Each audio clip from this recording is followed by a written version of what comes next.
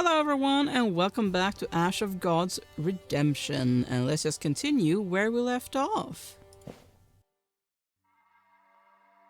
Which of course is traveling with Hopper, and we are down here in Albius. Now, it did talk about dried up stuff, dead spring. That could be it. He is also following Brenin, who traveled this way. So maybe go that way? What does it say? A low stone bridge that carries the wide solid road over a rapid mountain river. So there is still water there. A track that connects Albius and the watchtower. Yeah, let's go there.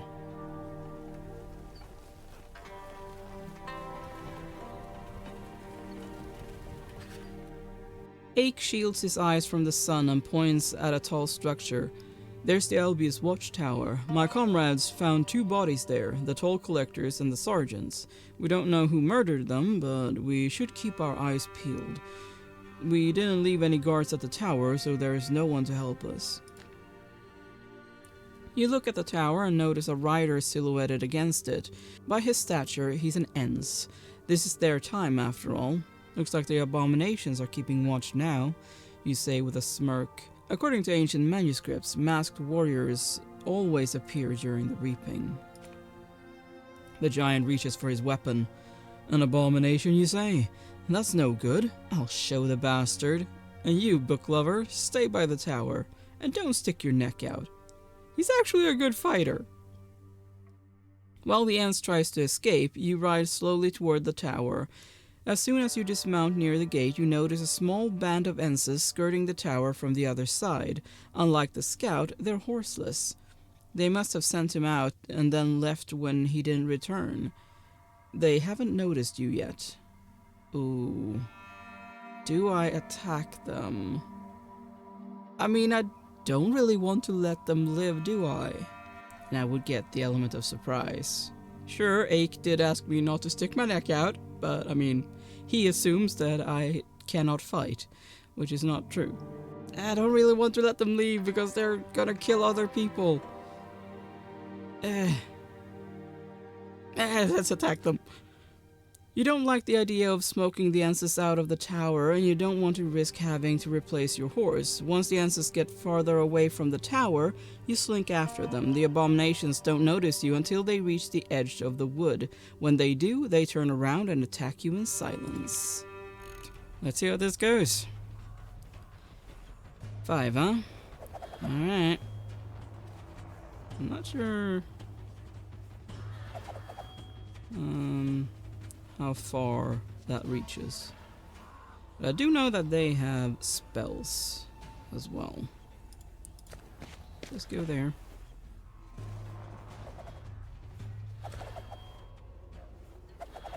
Oh, to a random enemy unit. Okay.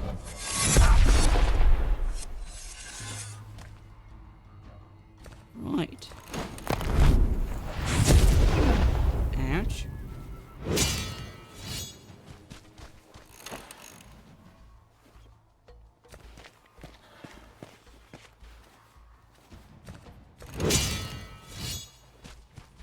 Now this is probably going to hurt, this fight in general.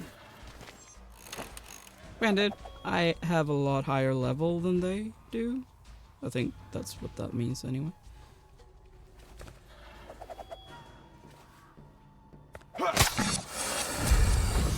That's one down. Oh, might as well do that.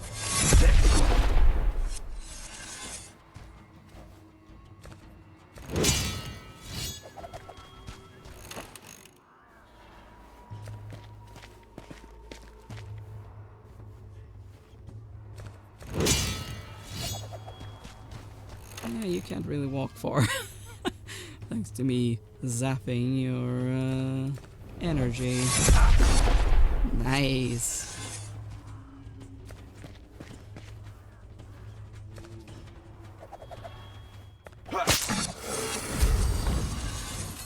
Very nice. I was gonna say, I'm not sure why you went that way and not for me, but I guess he wanted to buff that one.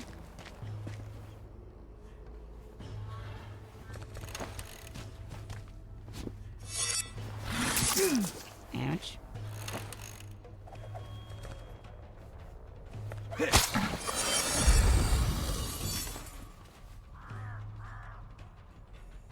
Might as well do that. Very nice.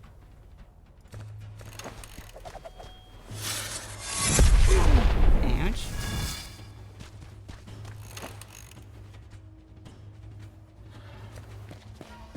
Well, time to finish this.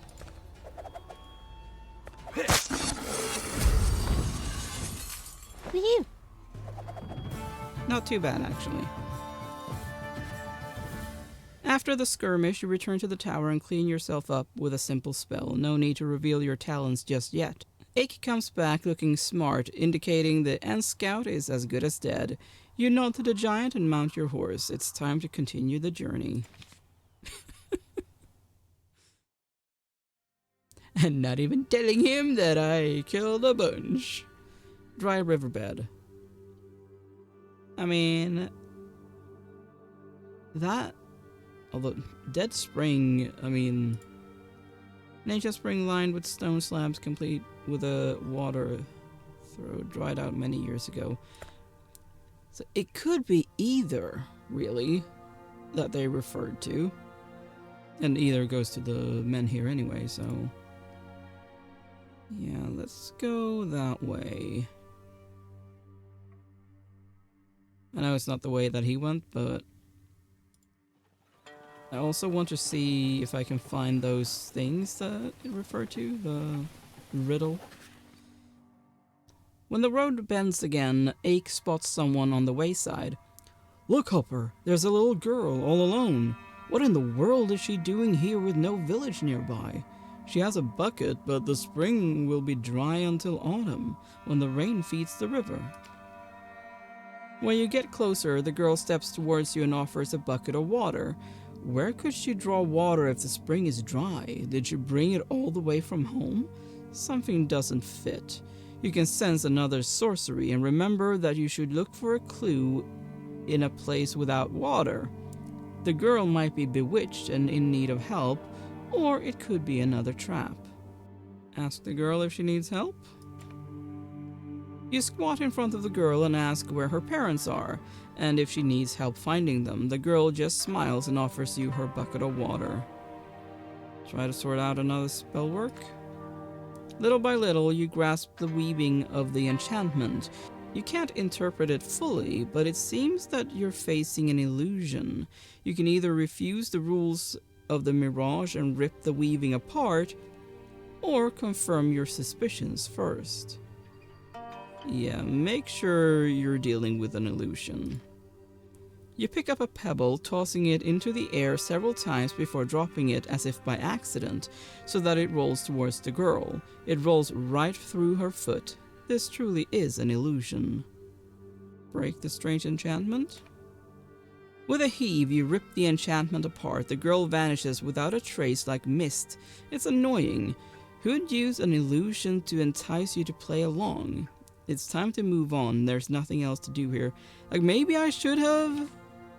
I don't know. Just felt like... Shouldn't really drink water just willy-nilly offered by someone, especially an illusion set by someone else. But yeah, I don't know. I also don't like that. Once well-ridden and convenient, this road was abandoned when the bridge became dangerously decrepit. Alright, well.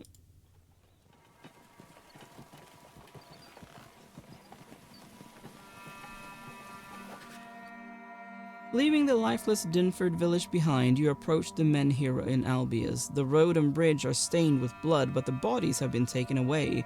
On the other side of the bridge near the Menhir are some fresh graves and a regiment of guards. One of the guards recognizes Ake and waves. Ake! Is it really you? Going to Ursus, huh? Is it a special assignment, or are you just heading home? Ake leaps from his horse. Where I'm going shouldn't concern you, friend. Let's just say I'm escorting someone important, a scribe, and mage licensed by the temple. The guard pushes back his helmet. Listen, could his importance maybe help us out? We have orders to bury the villagers' remains and to remove the abominable sign from the menhir. We've done the first, but the second, it doesn't come off. Obviously, you shouldn't touch it with bare hands, but we've already tried everything. Inspect the menhir? You give Ake a nod and dismount. Glancing at the graves, you approach the menhir. One grave is slightly older and smaller. The other looks fresh. The stink of decay hits you like a hammer. The Reaper's sign on the menhir seems to glow from within. The guard trails behind you. This is where we buried the villagers. Parts of them, I should say. I've never seen anything like it. It's like they were hit by a rain of steel. We found the watchman assigned to this post in the other grave. The grave was here already when we arrived, and we had to exhume them to find out. The fellows lying there have barely been wounded, but their blood has been drained. I think Thorn Brenin buried them. Nobody else from Albius traveled that way. He couldn't have killed them, could he? Because he went to the trouble of burying them. You shake your head. I haven't met this Thorn, but it's the Enses who drain the blood from corpses. Some people call them abominations. Didn't you find their bodies? I guess not. They'd be hard to miss. Thorn must have run into them on the bridge. There's blood, but no bodies. He probably tossed them into the Manas. You inspect the menhir once more. A mark like this won't come off no matter how hard you scrub it. It will glow, however faintly, until the reaping is over. It's stronger than a sign on a gate. The sacred stone. The guard throws up his arms. So what do we do? Prince Trig won't have this. He'll take this road back to Ursus. Seeing the job unfinished is bound to get him all steamed up. Then we'll have our asses in a sling. You cast another glance at the menhir and feel a strange tingling in your arm. You imagined yourself touching the menhir and the Reaper's sign, glowing ever so faintly, vanishing into the stone. You realize that you're not thinking straight. With great effort, you get control of yourself. End the conversation and leave. You shake your head as if breaking the spell. It's not something I can do. Tell Trig that it's impossible for anyone to erase the sign until the reaping is over. I'm short on time, too. This menhir won't be the last. Ake shakes his head. Thorn will head to the next menhir now. It's a long way to go, and the rocky road makes it tough to read hoofprints. We must leave now if we want to know which way Thorn went and catch up with him. In these times of trouble, you could use some of your youthful daring, for which you've been nicknamed Mad Thorn. It seems, though, that your daughter has it aplenty. Guess she got it from me. Okay. Well, we don't really have a choice. We have to go the Odalan Pass. The road running through the mountain valley between the Albius Menhir and the Jiranan Tower, the border of Jirana, and a way to get to the old Jabonan Road and the Barkanan Road.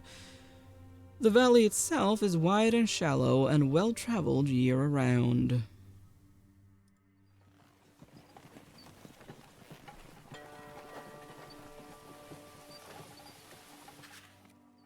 You catch up with an overloaded peasant's cart and strike up a conversation with the driver. His name is Bradham, and he's moving his family to his brother's farm. You realize their destination has been ravaged by the Enses. Gleda warns the peasants of the possible danger. They don't believe her at first, but then reconsider and turn the cart around. Gleda shows them the newborn and begs them to take it, but the head of the family is reluctant. Yeah. You hand the man a money purse and he grins broadly. He tells his wife to take the baby, bowing and swearing he'll raise the child as his own. Gleda rides up and asks whether the family will safely make it home to their village. Escorting the slow-moving cart will take half a day just to get there. Sure. Escort the family to their home village. You offer help, which the peasant gladly accepts. You lost some time and money, but are happy to have found a family for the baby. Your companions are pleased. Yeah? Ooh, nice! Very nice indeed. Not nice that we lost Strixus, but our morale went up, so that's good. Yeah, let's keep going.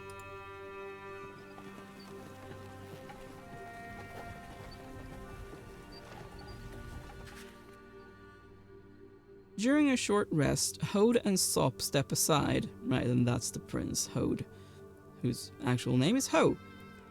Speaking in hushed tones, you've grown tired of the lack of discipline. It's time they know how you feel. Well, this will be interesting. What are you whispering about? You're plotting something. Now of all times? I have many questions for you two, and it's best you answer them now.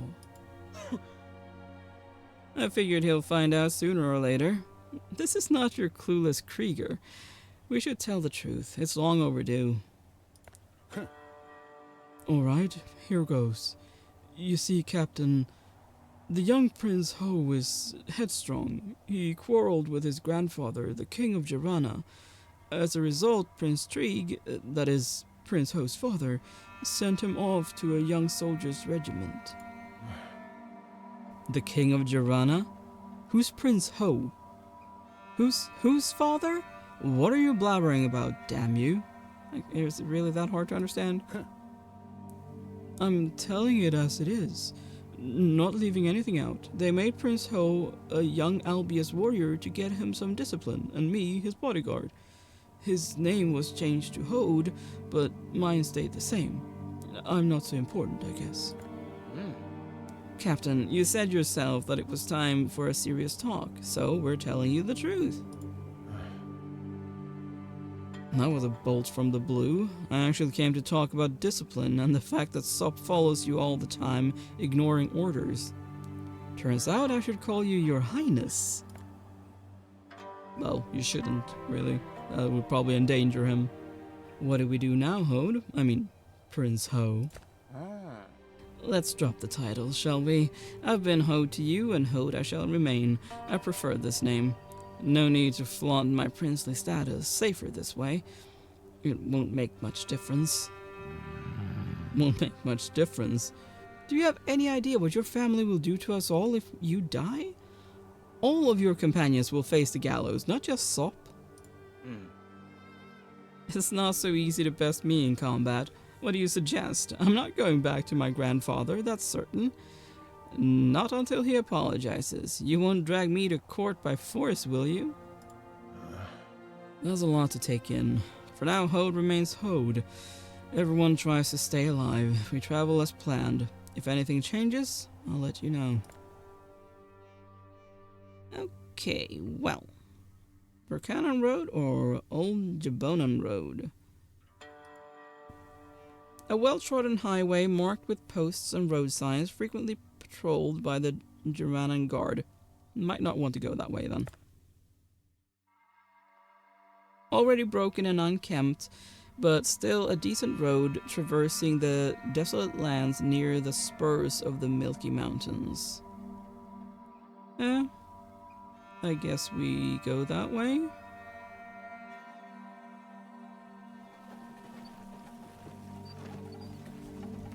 Not sure exactly where the menhir is. Ah, there. Riding past the ruined tavern, you notice the trampled grass and pause to investigate. A dozen people must have been here recently. Perhaps travelers like you, or maybe bandits. The late burgomaster of Albius once told you a funny story about this place. 4 years ago, the Sinvicta brothers, who live in the backwoods by the Woodland Watch, lost the Corpse Udder Tavern to Trouble's younger brother in a game of cards. The new owner tried to get rid of it, but found no buyers, and then a lightning strike burned it down. Oh my god. Nobody bought it because, excepting a few hunters, no one really ventures to these parts anymore. The tracks near the ruins look suspicious, but you can't decide what to do. Ask Fisk about the tavern? As expected, Fisk knows every tavern within a week's travel from Albius.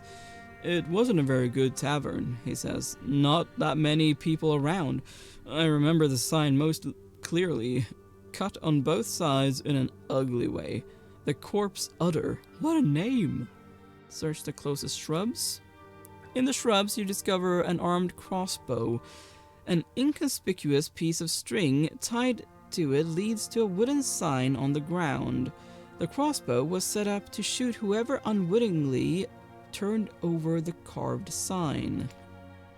It's hard to miss the sign lying in the dirt. Its unsettling depiction has been spared by rotten fire. Somebody painted the word Parm on it. The white paint is still fresh. You don't know what it means, but it looks like the temple tongue. Step away from the sign. You find nothing interesting apart from the strange and ugly sign. Search the ruins. Nothing interesting? Okay. Fine, turn it over. There's a word written on the other side in the same white paint. Hawk's March. Were bandits exchanging secret messages in the temple tongue? They can't be that educated. You give the ruined tavern one more look and return to the road. You're very tempted to stop by the Woodland Watch and ask the Sinvicta brothers if the crossbow trap was their handiwork. One of your companions could have been killed.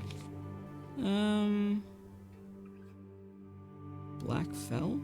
A burnt clearing that crosses the wood, convenient for travelers undaunted by wild animals or thugs.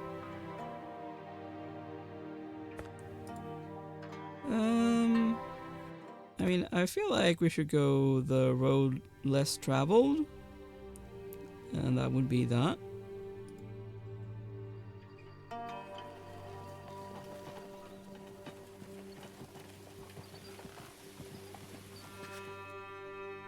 You lead the horses down to the water, which is covered with a thick blanket of fog. You nearly jump when the bleak veil parts and a pole boat silently slides out of it. A man about your age starts towards you. His companion is a lad about Glera's age. The boatman stows his pole and raises his arms peacefully. He introduces himself as Pan. His companion is his son, Theron. They say they were fishing nearby when they heard the horses neighing and decided to see who'd arrived at the shore. Pan explains that he trades in knickknacks, fished out or acquired by other means, hence his interest in your party. Talk to Pan? You nod at Theron and admit to Pan the difficulty of bringing up children in these troubled times. You know because you have a daughter Theron's age. The pensive boatman nods, then offers to lower his prices just for you. Have a look at his wares. At your request, Theron grabs a bag from the floor of the pole boat and lays his goods out on a piece of cloth. Okay. Fortune Teller's Rune. 100% chance of avoiding injuries in battle. Ooh. It's expensive though. Marble figure. Ooh, 8 Strixes. Merchant's bracelet. Ooh, 20 Strixes. It's a lot more expensive though. So honestly, I do like that. Yeah, let's purchase that one. Yeah. And that one.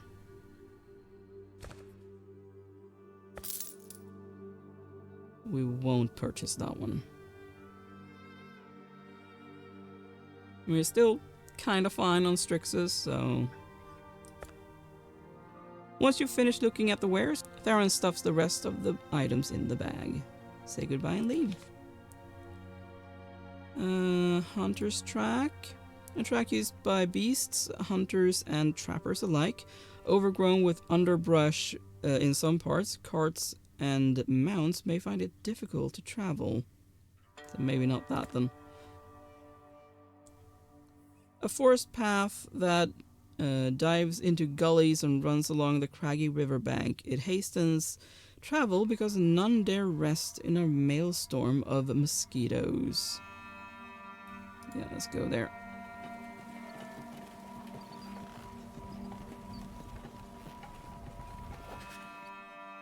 Your company rides past a roadside shrine.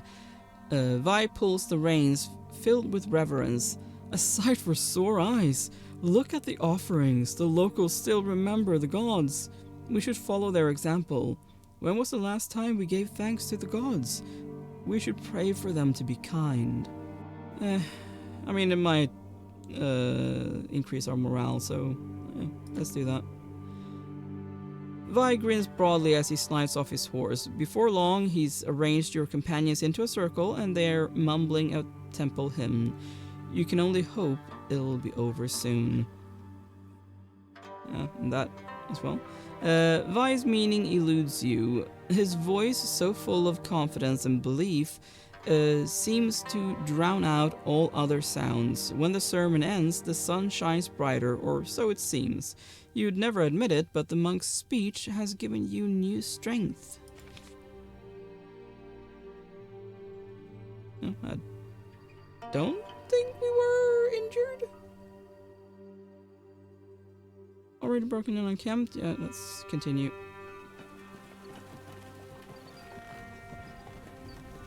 And we're at the menhir. As you approach the double menhir, Brett points at the stockade and cries, "It's the Enses! They're storming the gate!" You decide to strike the abominations from behind with your companions. Soon it becomes clear that the stakes which made the Enses dismount will be in your way as well. You'll have to fight the Enses on foot. Isn't that what we've done all along? I think I probably could have given them items to hold. I just realized as I clicked. But yeah. Too late for that now. Okay, so.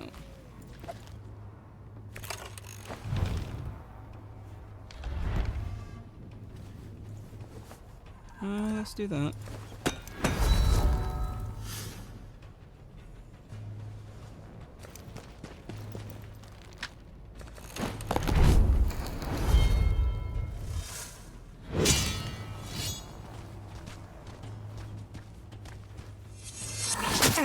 Ouch.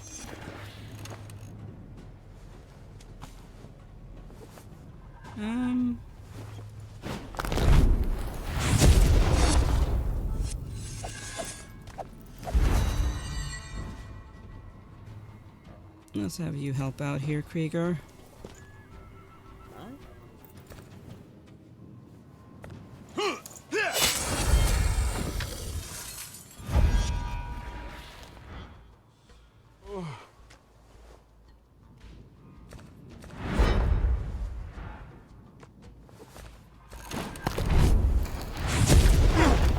Ouch.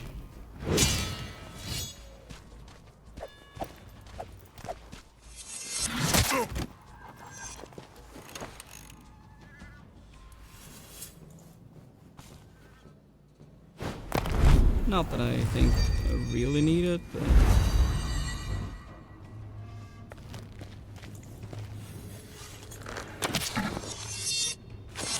Oh, at least they barely have any energy left.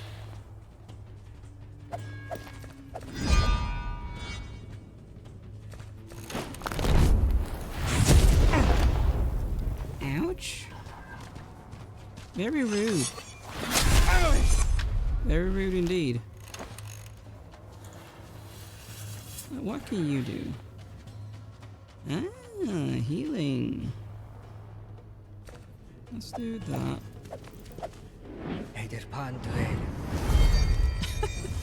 Not much, but hey.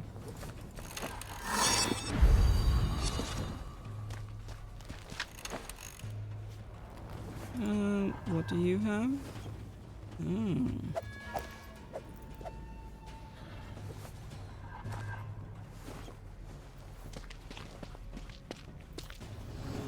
Don't like the fact that you went that close to them, but don't think I want you to do damage to yourself. After all, they're gonna attack you now.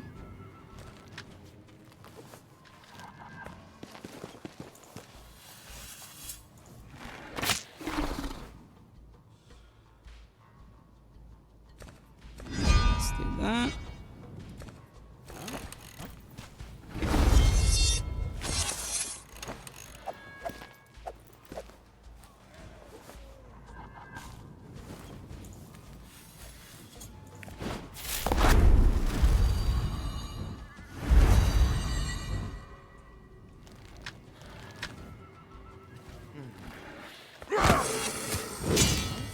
That's one more down.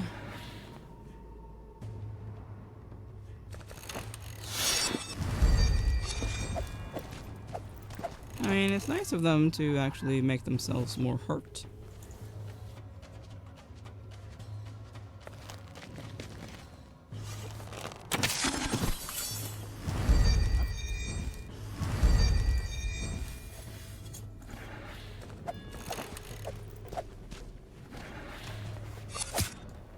That's gonna hurt. Yeah. Oh, he should be able to reach now.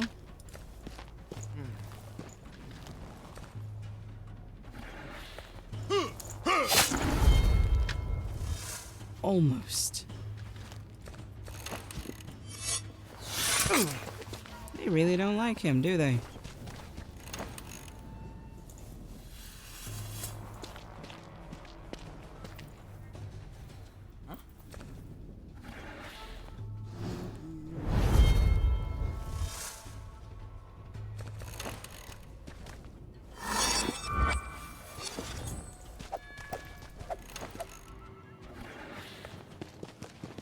Let's get rid of that one.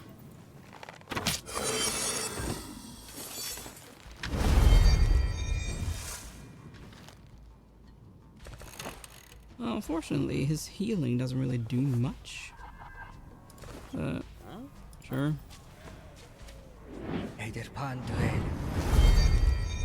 Better than nothing, I suppose.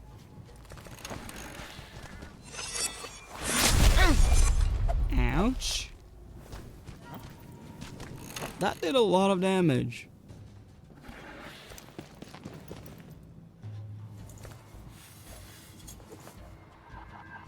I hope that didn't hurt you. Flit? Whatever.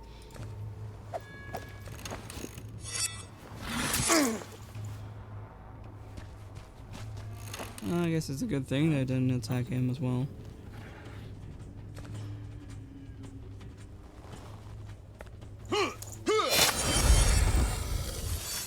That was painful.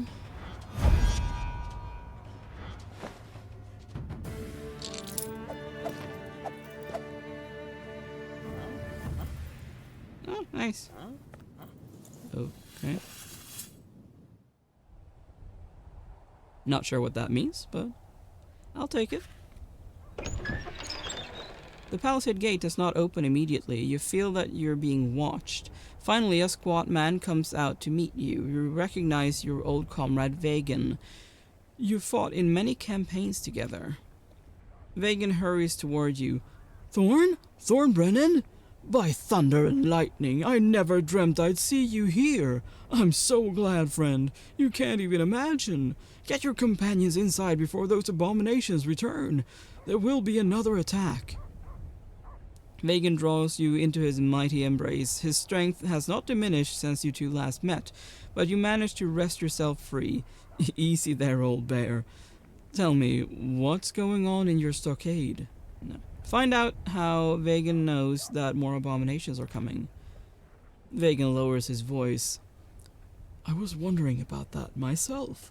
You see, this old healer, Sheila, she arrived at the stockade and started raving about it. I almost shoot her off, and that's when the abominations appeared. And then it happened again. From then on, I've listened to every last word she said. You look around. She turned out to be a seer? I never thought they were real. I'd like to talk to her. Perhaps she'd predict something of use.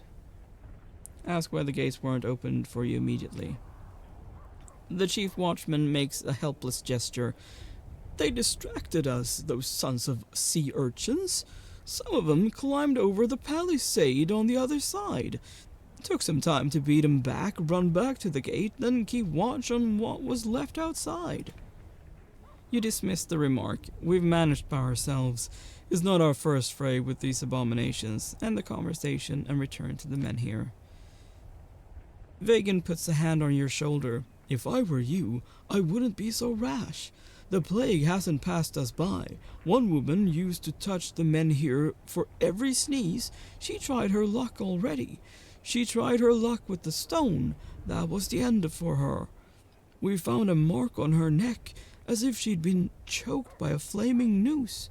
Everyone steers clear of the arch now. A wave of disappointment washes over you. Damnation! It's Albius all over again. Did you see a monster with grey skin by any chance? The head watchman's expression becomes grave. No, just the masked ones. Though I wouldn't be surprised to see a monster. But I'm no harbor rat hiding in a dark corner. This is a good place for a breather. Please, make yourself at home. When the abominations come, I'll give the signal. Will you aid an old comrade? You nod. I will. We won't stay long, but we'll give any abomination that comes near that gate a warm welcome. If any crawl through, we'll let you catch them. This is your home turf. In the meantime, we need to rest. Yes, and this is where I will end this episode. Thank you so much for watching. Please consider leaving a like and subscribe, and I will see you next time. Bye!